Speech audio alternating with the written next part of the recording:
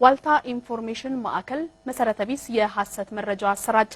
ይህንን ተከትሎ የትግራይ ክልል የኮሙኒኬሽን ጉዳዮች ቢሮ መግለጫ የሰጠ ሲሆን ዋልታ ኢንፎርሜሽን ማዕከል የተባለው የመገናኛ አውታር የትግራይ ብሔራዊ ክልላዊ መንግስት ምክትል ርዕሰ መስተዳድር ክቡር ዶክተር ደብረጽዮን ገብረሚካኤል ህይወታቸው አልፏል ብሎ በዛሬው ዕለት በይፋዊ የፌስቡክ ገጹ ላይ ያሰራጨው መረጃ ፈጠራና ወሬ ፈጽሞ ሐሰት መሆኑን ቢሮ አስታውቋል። የመገናኛ አውታሩ waltainfo.com በሚል የፌስቡክ ገጹ ላይ ዛሬ ታህሳስ 3 2012 ዓ.ም ከሰዓት በኋላ ያሰራጨው ሐሰተኛ የአሉባልታ ወሬ ባለፉት ዓመታት በትግራይ ህዝብ ላይ የብሔር ተኮር ጥቃት እንዲደርስ ሲያካሂድ የነበረው ዘመቻ አካል መሆኑ ሊታወቅ ይገባል ሲል ቢሮ በመግለጫው አመላክቷል። በመጨረሻም የትግራይ ብሔራዊ ክልላዊ መንግስት ዋልታ ኢንፎርሜሽን ማዕከል የተባለውን የመገናኛ አውታር በህግ የሚጠይቅ መሆኑን አስታውቋል።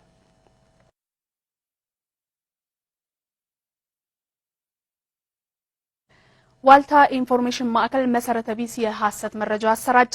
ይህንን ተከትሎ የትግራይ ክልል ኮሙኒኬሽን ጉዳዮች ቢሮ መግለጫ የሰጠ ሲሆን ዋልታ ኢንፎርሜሽን ማዕከል የተባለው የመገናኛ አውታር የትግራይ ብሔራዊ ክልላዊ መንግስት ምክትል ርዕሰ መስተዳድር ክቡር ዶክተር ደብረጽዮን ገብረሚካኤል ህይወታቸው አልፏል ብሎ በዛሬው ዕለት በይፋዊ የፌስቡክ ገጹ ላይ ያሰራጨው መረጃ ፈጠራና ወሬ ፈጽሞ ሐሰት መሆኑን ቢሮ አስታውቋል። የመገናኛ አውታሩ waltainfo.com በሚል የፌስቡክ ገጹ ላይ ዛሬ ታህሳስ 3 2012 ዓ.ም ከሰዓት በኋላ ያሰራጨው ሐሰተኛ የአሉባልታ ወሬ ባለፉት ዓመታት በትግራይ ህዝብ ላይ የብሔር ተኮር ጥቃት እንዲደርስ ሲያካሂድ የነበረው ዘመቻ አካል መሆኑም ሊታወቅ ይገባል ሲል ቢሮ በመግለጫው አመላክቷል። በመጨረሻም የትግራይ ብሔራዊ ክልላዊ መንግስት ዋልታ ኢንፎርሜሽን ማዕከል የተባለውን የመገናኛ አውታር በህግ የሚጠይቅ መሆኑን አስታውቋል። ተመልካቾቻችን ከዚህ ጉዳይ ጋር በተያያዘ ተጨማሪ ማብራሪያ ሊሰጡን የትግራይ ብሔራዊ ክልላዊ መንግስት የኮሙኒኬሽን ጉዳዮች ቢሮ ኃላፊ ወይዘሮ ሊያ ካሳ በቀጥታ የስልክ መስመራችን ላይ ይገኛሉ። እንደምናመሹ ወይዘሮ ሊያ። እንደምናመሽው። እሺ፣ እስቲ ከዚህ ሐሰተኛና መሰረተ ቢስ ወሬ ጋር በተያያዘ መረጃ ጋር በተያያዘ ይሄ መረጃ ለምን አስፈለገ? ምንድነው እንድምታውስ? ከምን የመነጨ ነው? ይሄ መገናኛ ብዙሃን ወይም ዋልታ የመገናኛ አውታር ይሄንን ያስተላልፈው ይላሉ። ከዛን ጀምር። መልካም። እንግዲህ ዛሬ ከ11 ሰዓት ከ20 አካባቢ የዋልታ ኢንፎርሜሽን ማዕከል ድህረገጽ ኦፊሻል ድህረገጻቸው ከእውነት የራቀና ሐሰተኛ መረጃ መዘገቡን ይታወቃል። ይህንንም የክልላችን ምክትል ርዕሰ መስተዳድር ዶክተር ደብረጽዮን ገብረሚካኤል ምክንያቱም ባልታወቀ ምክንያት ህይወታቸውን አልፈዋል የሚል ዘገባ በመቀሌ በሚገኘው ሪፖርተራችን ዘገባው ደርሶናል ብሎ ነው ያስተላለፈው። ሲጀመር መቀሌ ላይ ተጨባጭኛ መናቀው እንደመዋቅር የራሳቸው ዘጋቢ ሪፖርተር እንደሌላቸው ነው። ሲቀጥል መረጃው ከእውነት የራቀና ፍጹም ሐሰት መረጃ ከማስተላለፍን ባሻገር ይህንን ስራ በጥራት ስህተት የተፈጸመ እንዳልሆነ ከዚህ ቀደም ከ4 ዓመት በፊት እንዲሁም ከ1 ዓመት በፊት በኋላ ደግሞ ያለውን አጠቃላይ የዋልታ አካሄድን በተመለከተ በትግራይ ህዝብ የጀመረውን ዘመቻ ተቀጣይ የሆነውን በተለይም የትግራይ ህዝብን በብሔሩ ምክንያት እንዲጠቃና እንዲፈናቀል እንዲገደል እንዲሁም ንብረቱ እንዲወድም የተለያዩ ሐሰተኛ መረጃዎችን ከማስተላለፍ ጀምሮ ዶክመንታሪን በመስራት የትግራይ ህዝብ ታሪክና የትግራይ መንግስት ታሪክ እንዲሁም የድርጅታችን ይህንን የዚች ሀገር ህዳሴን ያረጋገጠ ታላቁ ድርጅታችንን በኢትዮጵያ ህዝብ ጥርጣሬ ውስጥ እንዲገባም ሲያደርግ ቆይተዋል። ዛሬ ደግሞ ይባስ ብሎ ጋጥወጥ የሆነ አካሄድን በመከተል የትግራይ ክልል መንግስት መሪ የሆነውን ዶክተር ደብረጽዮን ህይወታቸውን አልፈዋል ብሎ መዘገባቸው ምን ያህል ከህዝቡ ውግንና የወጣ አሰራርና ሂደት እየተከተሉ እንዳለና ምን ያህል ተአማኒነት ያለውን መረጃ ከማስተላለፍ ይልቅ ህዝብን ሽብር ውስጥ የሚያስገባና ህዝቡ ተደናግሮ የትግራይ ህዝብ በተለይም በልማት እንቅስቃሴውና በአጠቃላይ የመልካም አስተዳደር ችግሮችን ከመፍታት እንዲስተጓጎል የሚያደርግ ዘገባ ነው ያስተላለፉት።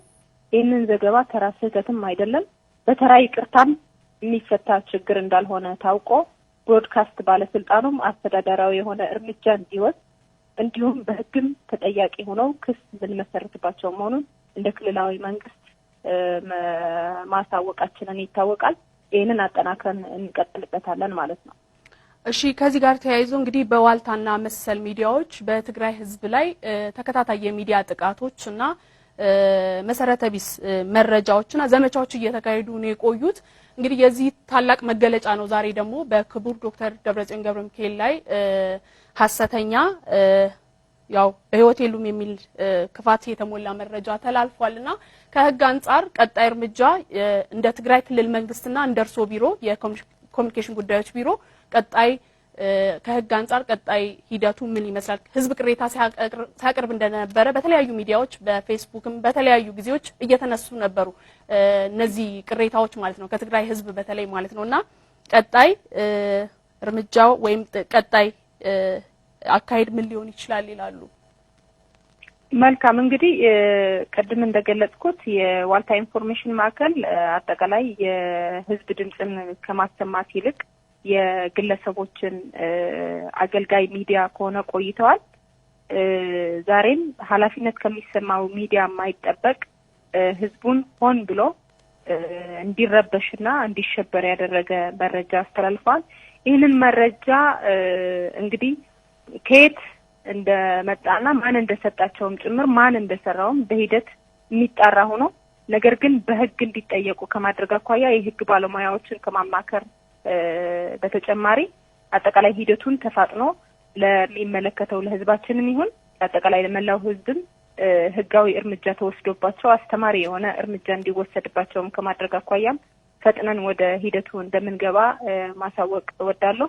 ከዛ በተጨማሪም እንግዲህ ከዚህ ቀደም ሲያስተላልፉት የነበሩ ጉዳዮችም ዝም ብለን ያለፍናቸው ጉዳዮች የሉም።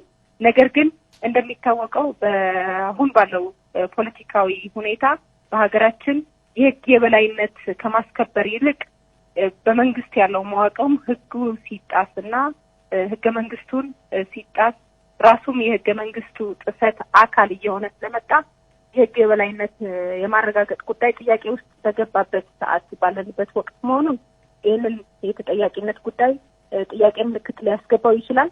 ነገር ግን ይሄንን የለምና ብለን ዝም የምንለው ነገር ጉዳይ እንዳልሆነ ይሄንን ትልቅ የክፋታቸው መገለጫ መሆኑን ተወስዶ የኢትዮጵያ ህዝብ በዚህ ተቋም እምነት እንዳይጥል የልቅ ይሄንን ሚዲያ የህዝብ ሚዲያ ሳይሆን የግለሰቦች ሚዲያ ሆኖ የሚያገለግል ለህዝብ ልሳን ለህዝቡ ግንና ያልቆመ ሚዲያ መሆኑን አውቆ መላው የኢትዮጵያ ህዝብ እንዲታገለው በተለይ ደግሞ የትግራይ ህዝብ ደግሞ በክቡር መሪያችን ያነጣጠረውን ሂደት ለቀጣይስ ምን የታሰበ ነገር አለ ምንድነው የሚታሰበው የሚለውን ነገርም አመላካች ጥያቄ ውስጥ የሚያስገቡ ጉዳዮችም እንዳሉ የሚያሳይ ሆኖ በአጠቃላይ ሂደቱን አጣርቶ ህጋዊ እርምጃ እንዲወሰድም ህዝባችንም ትግሉ ማቀጣጥሎ መቀጠል አለበት። እንደ መንግስትም ይሄንን አጠናክረን ያለውን መረጃ ለህዝባችን እያሳወቅን እንሄዳለን ማለት ነው።